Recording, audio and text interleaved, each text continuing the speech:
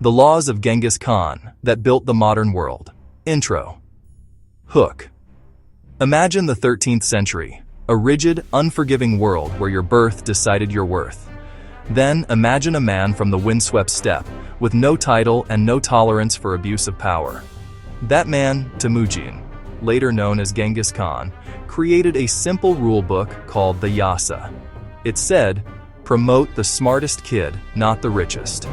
Worship any god you like. But if you rob a merchant, you lose your head. These laws didn't just build the largest land empire in history. They secretly stitched some of our most cherished modern ideas into the fabric of global society. Ideas we take for granted today. From chaos to code.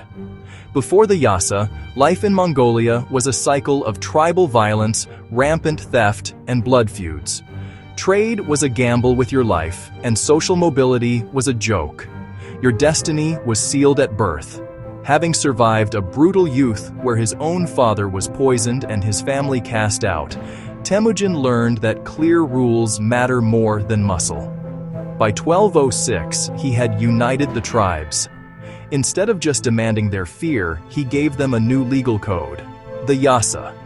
It was a living constitution, enforced by magistrates with the full authority of the Khan. One of the Yasa's most radical ideas was that leadership is earned, not inherited. Talent and skill trumped lineage. Take Subutai, the son of a blacksmith. Recognizing his tactical brilliance, Genghis Khan made him a commander. Subutai rose to become the empire's field marshal, conquering more territory than Napoleon.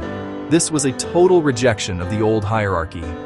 The Khan's elite guard, the Kashig, became a training ground where sons of shepherds learned statecraft alongside sons of nobles, creating a government run by the best and brightest, regardless of their birth.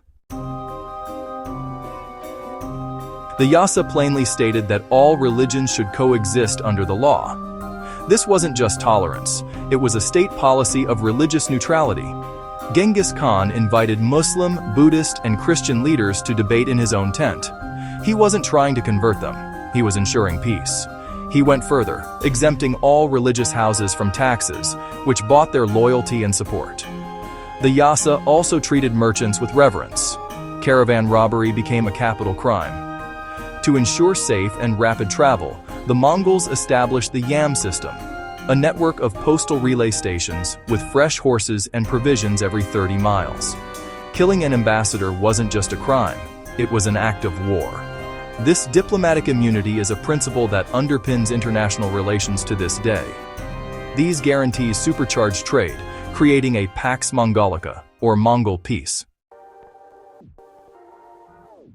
So where does this ancient code show up today?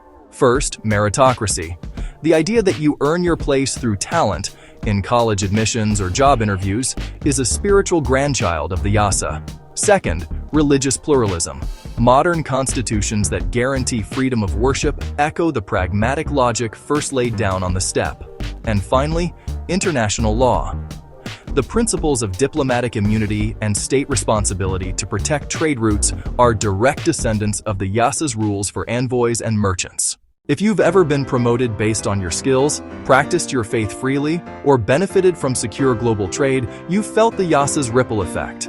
Smash that like button, subscribe for more hidden history, and comment below, which Yasa law would you bring back today? Next time someone says freedom and opportunity were born in the halls of Europe, you can remind them, a nomad, a man who once ate roots to survive, wrote the first draft. The Yasa didn't just build an empire, it laid the groundwork for systems of meritocracy, trade, and justice we still rely on today. History is often written by the forgetful. Let's remember the full story.